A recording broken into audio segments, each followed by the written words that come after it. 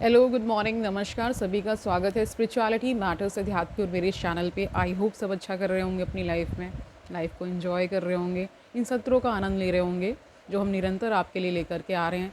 आपको सन्मार्ग से जोड़ रहे हैं, आपके अंदर अध्यात्म के प्रति रुचि उत्पन्न करवा रहे हैं और आपको कहीं ना कहीं ये भी महसूस हो रहा होगा कि ये ज्ञान कितना आवश्यक है। इन सेशंस को करते हुए जितना मुझे आनंद हो रहा है उतना आपको भी सुनते हुए देखते हुए हो ही रहा होगा, ऐसी मैं उम्मीद कर रही हूँ। तो जो चैप्टर चल रहा था, हम ध्यान के बारे में जान रहे थे। ध्यान अर्थात चिदात्म सरोवर का स्नान, मतलब सरोवर में स्नान, ये पूरा शीर्षक है जो हम 4-5 दिनों से कर रहे थे। आज शायद इसका समापन हो जाएगा। ठीक है, कोशिश कर रहे हैं कि इसका हम इस चैप्टर यानी जो ये जो ध्यान है इसको हम ठीक से समझ लें ताकि हम अपने जीवन में इसको उतार पाएँ और इसके लाभ हम ले पाएँ, तभी तो सार्थक होगा, है ना। तो शुरू करते हैं आज का session. Let's get started. Shiv Sutra किताब का शीर्षक है और जो हम टॉपिक कर रहे हैं आजकल वो क्या है? ध्यान अर्थात चिदात्म सरोवर में स्नान। ओके, शुरू करते हैं।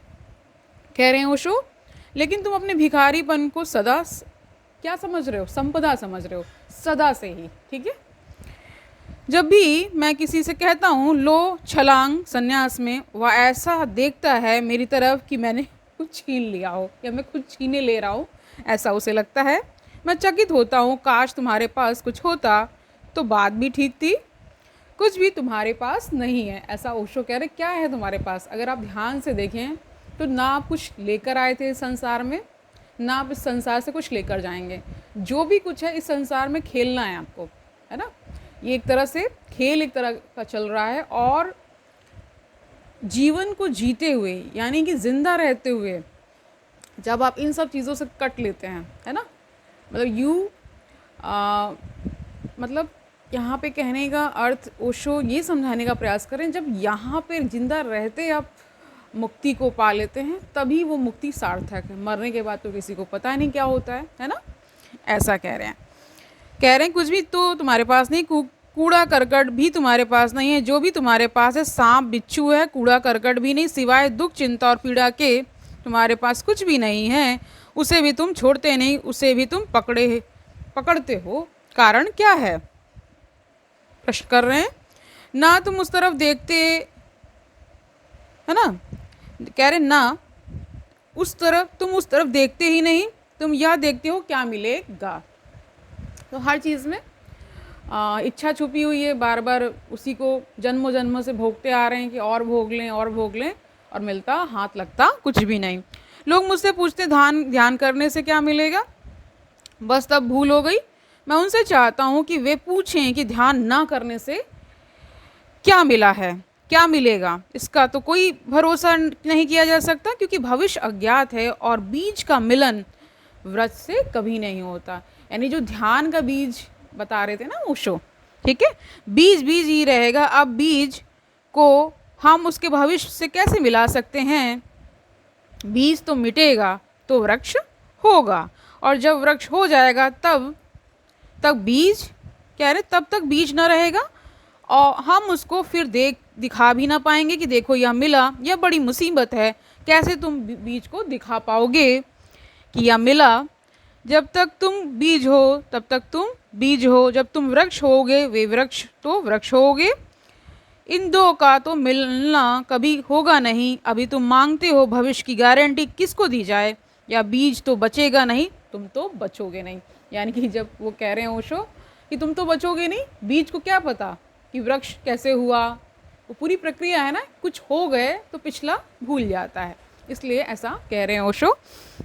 नहीं, श्रद्धालु पूछता है क्या है मेरे पास, देखता है पाता है कुछ भी नहीं। नंगा हूँ, निचोड़ने से डर रहा हूँ, या बोध ही आ जाए कि मेरे पास कुछ नहीं है, फिर तुम अज्ञात की यात्रा पर निकलने को तत्पर हो गए। खोने का डर, कोई डर ना रहा, मतलब खोने से कोई डर आपको नहीं होगा। तब कुछ मिलेगा तो ठीक, कुछ नहीं मिला तो ठीक, खोने का तो कोई भी डर नहीं। तुम जैसे हो इससे बदतर तो हो नहीं सकते, या तुम सोचते हो कि हो सकते हो। लोग हैं जो हमेशा इसी डर में रहते हैं कि कहीं इससे भी बदतर हालत ना हो जाए, यानी डर भी उन्हें सताता है कि कहीं ये भी ना छूट जाए जो है ना, इसलिए ऐसा होता है।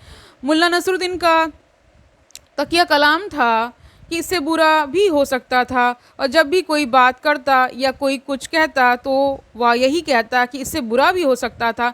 लोग थक गए थे, ऐसी कोई बात ही नहीं थी जिसमें वह यह ना कहे कि इससे भी बुरा हो सकता था। कई लोग का बहुत सारे तकिया कलाम होते हैं, किसी कोई कुछ बोलता है, कोई कुछ बोलता है। तो यहाँ पे मुल्ला नसरुद्दीन के लिए ओशो कह रहे हैं कि उसका एक तकिया कलाम था कि इससे बुरा भी हो सकता था, जो भी उसके साथ घटित होता था तो इससे बुरा भी हो सकता था।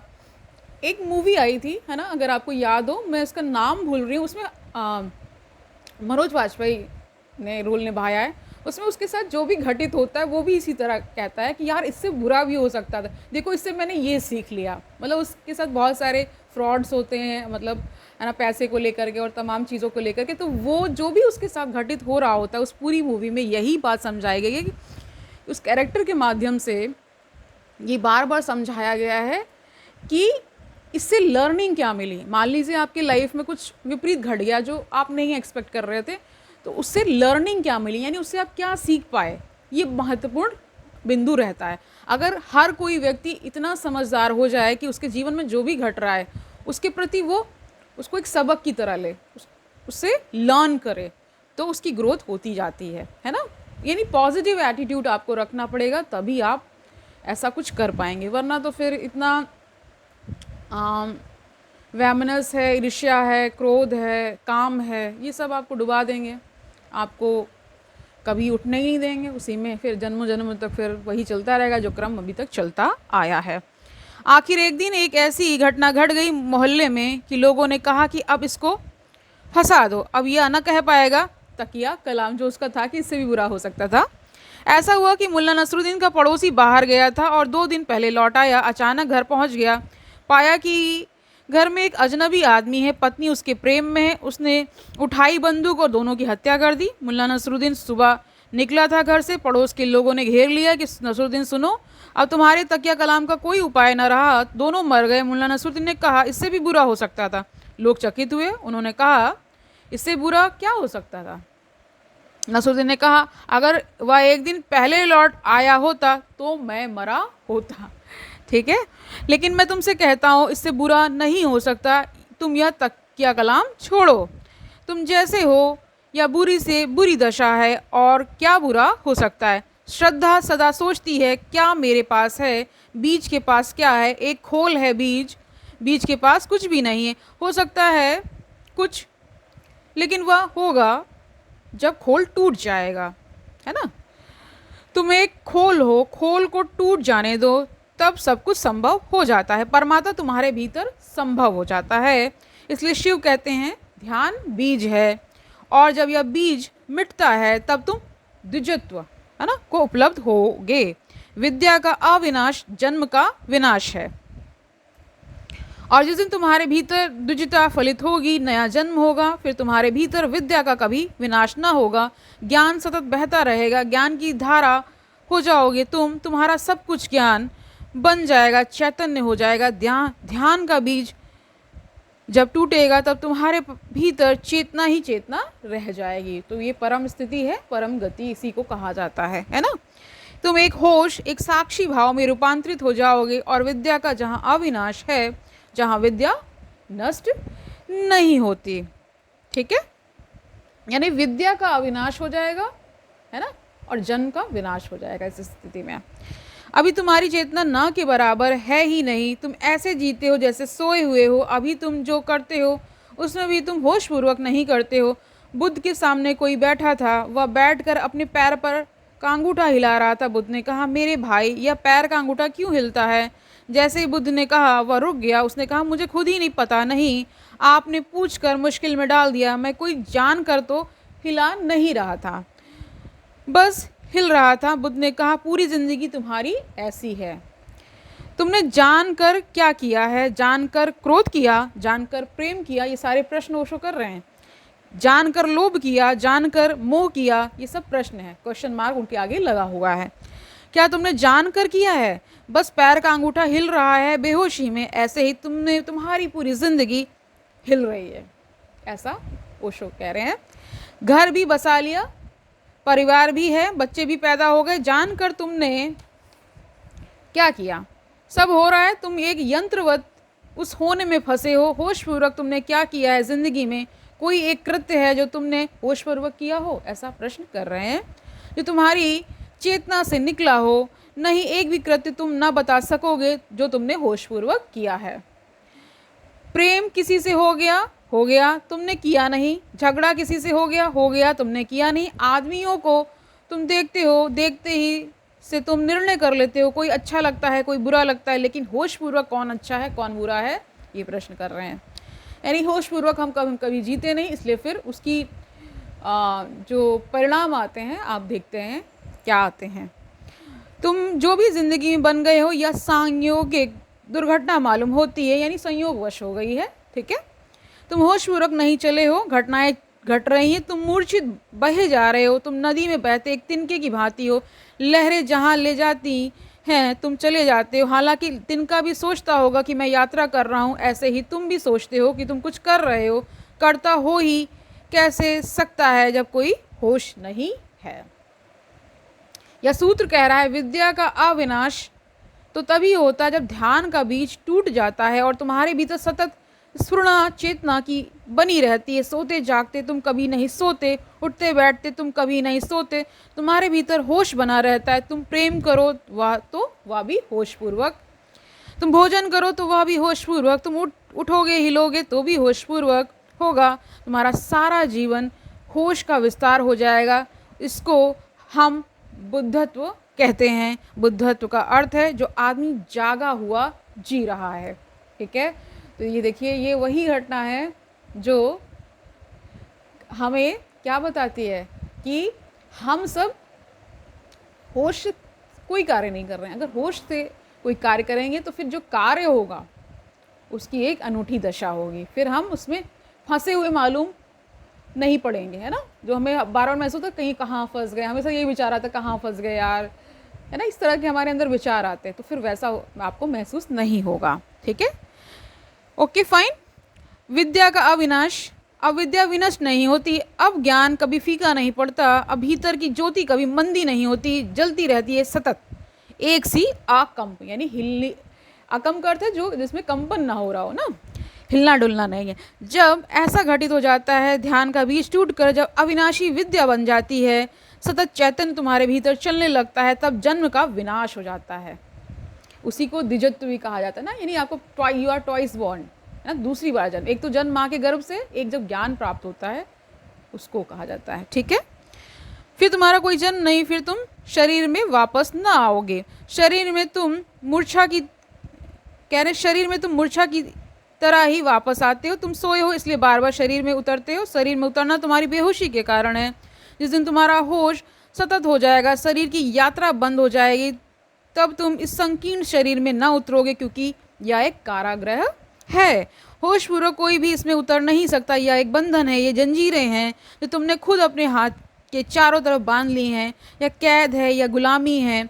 इसमें तुम जानकर क्यों उतरना चाहोगे? वे जानकर बेजान कह रहे हैं ना, बेजान कर तुम उतरे हो, अंधेरे में भटक गए हो। जिस दिन तुम्हारी आंखें ज्योतिपूर्ण हो जाएंगी, शरीर में उतरना बंद हो जाएगा। फिर तुम कहाँ होगे? फिर तुम विराट अशरीर के हिस्से हो जाओगे। उसे हम ब्रह्म कहते हैं। कोई परमात्मा कहता है, कोई निर्वाण, कोई मोक्ष। शब्द कोई भी दे, कोई अंतर नहीं पड़ता। धर्मों में शब्दों से ज़्यादा और किसी चीज़ का भेद नहीं है, और सभी शब्द सही हैं, क्योंकि सभी शब्द कोई एक गुण उस परम स्थिति का बताते हैं।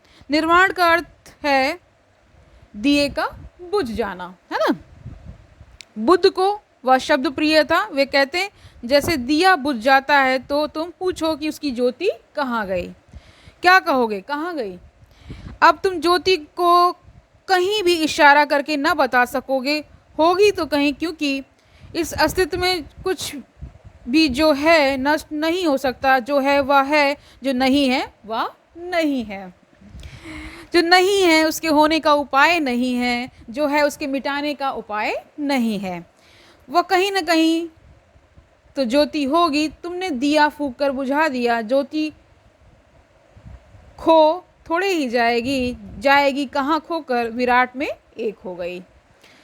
अब तक उसका रूप था, अब अरूप हो गई। दिए से छुटकारा हो गया, इसका यह मतलब नहीं है कि खो गई। वही एनर्जी की बात है, आपका शरीर तो यहीं रह जाता है और एनर्जी का कॉन्सेप्ट सभी को पता है, neither be created nor be destroyed, सिर्फ ट्रांसफर होती है एनर्जी। ठीक है, मिट्टी का दिया था, ज्योति तो बिल्कुल अलग थी। मिट्टी से ज्योति का क्या लेना देना, मिट्टी और ज्योति का क्या संबंध, दिए के कारण तो ज्योति न थी, दिया तो ज्योति न बना था, दिया तो केवल शरीर था, तुमने दिए से फूंक दिया, संबंध टूट गया ईंधन से, ज्योति विराट में खो गई, महाप्रकाश का हिस्सा हो गई। इसलिए बुद्ध उस परम स्थिति को निर्वाण कहते हैं। जैसे दिया यहाँ बुझ गया और परम सूर्य में लीन हो गया, महावीर उसे कैवल्य कहते हैं, क्योंकि वे कहते हैं जैसे ही तुम्हारा मोह टूटा, अंधकार गया, अविद्या मिटी, अज्ञान छूटा, वैसे ही बस तुम ही तुम हो और कोई भी नहीं, बस केवल चेतना ही बची जिसका कोई पारावार नहीं है। महावीर परमात्मा की बात नहीं करते, वे कहते हैं आत्मा ही परमात्मा हो जाती है, एक ही बात है। या तो तुम कहो कि बूंद सागर में खो गई, या तुम कहो कि सागर बूंद में खो गया, क्या फ़र्क पड़ता है, बूंद सागर में गिरी, हिंदू कहते बूंद सागर में खो गई, महावीर कहते सागर बूंद में खो गया, एक ही बात है, कहने का ढंग है। महावीर को जो प्रिय है वे कहते हैं कैवल्य। ठीक है, बस तुम ही तुम बचे और कोई ना बचा, कोई और नहीं है, सिर्फ शुद्ध चैतन्य बचा, केवल चेतना बची, हिंदू इसे मोक्ष कहते हैं। ठीक है, ओके, क्योंकि शरीर कारागृह है, तुम मुक्त हो गए। जीसस ने इसे प्रभु का राज्य कहा है, क्योंकि तुम दीन दरिद्र ना रहे, तुम सम्राट हो गए।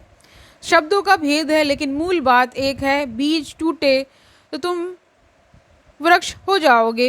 हिम्मत जुटाओ, बड़ी हिम्मत की ज़रूरत है, इससे बड़ी दुनिया में कोई हिम्मत नहीं है, धर्म से बड़ा कोई दुस्साहस नहीं है। इसलिए तुम ऐसा मत सोचना कि कमज़ोर धार्मिक होते हैं, कमज़ोर धार्मिक हो ही नहीं सकता। देखिए, जो धार्मिकता यानी स्पिरिचुअलिटी में आएगा वो सशक्त होगा, है ना, वो पहले से उसके अंदर इतनी ऊर्जा, इतनी शक्ति होगी, तभी वो उसे और आएगा। सिर्फ महाशक्तिशाली धार्मिक होते हैं, और जहाँ तुम्हें कमज़ोर दिखते हैं धार्मिक होते हुए, वहाँ धर्म नहीं है। मंदिरों में, मस्जिदों में घुटने टेके जिन्हें तुम देख रहे हो वे धार्मिक नहीं है, वे कमज़ोरी में घुटने टिके हैं, वे सांसारिक ही हैं। बड़े से बड़ा दुस्साहस धर्म है। यहाँ देखिए, दुस्साहस का कॉन्सेप्ट समझ लीजिए, ये नेगेटिव सेंस में नहीं है, ये पॉजिटिव सेंस में है। यानी कि कह रहे हैं जो धर्म की ओर उन्मुख होगा उसके अंदर बहुत साहस होगा, दुस्साहस करने का वो साहस चाहिए। ठीक है, क्या है दुस्साहस? बीज की छलांग, खुद को मिटाने की तैयारी, सिर्फ इस आशा में बिना किसी गारंटी के कि वृक्ष होगा। इस पे भी नहीं जाना है कि आगे क्या होगा, क्योंकि कुछ चीज़ें आपको उस समय पर छोड़नी पड़ेंगी, क्योंकि हर बीज वृक्ष भी नहीं होगा, ये भी आपको पता है, लेकिन संभावना है, संभावना पूरी है। जैसे आप सबके अंदर संभावना है मुक्त होने की, मुक्त तो कोई विरला ही होता है, लेकिन संभावना है। अगर उसको ठीक प्रक्रिया से आप खुद को गुजारेंगे तो निश्चित ही वो घटित होने वाला है।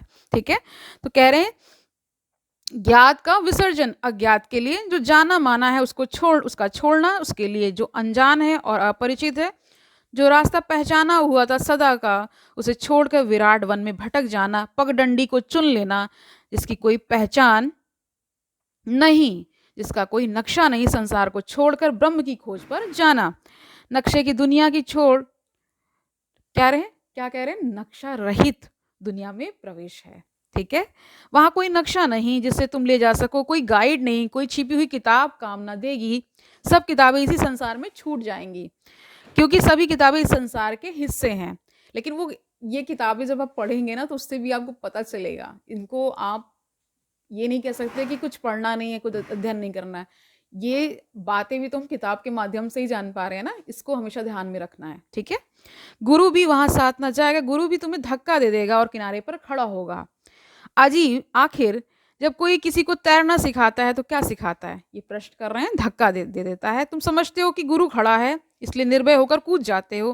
तैरना तुम्हारे भीतर है, पहले दिन तुम हाथ पैर तड़फड़ाते हो। ठीक है, ये एक प्रक्रिया है, वह भी तैरना है अकुशल। 2-4 दिन में तुम समझ जाते हो कि हाथ पैर कैसे फेंकना है, वह तुम्हारे भीतर ही था। अगर हिम्मत होती तो तुम अकेले भी कूद सकते थे, मगर अकेले में जरा डर रहता है। कोई किनारे पर खड़ा है, भरोसा है कि अगर डूबे, अगर कुछ खतरा हुआ तो किनारे पर खड़ा है, बस गुरु किनारे पर खड़ा है। भरोसे के लिए कुछ करेगा नहीं, कुछ करने को है नहीं, सब कुछ तुम्हारे भीतर छिपा है और तुम्हारे भीतर प्रकट होना है।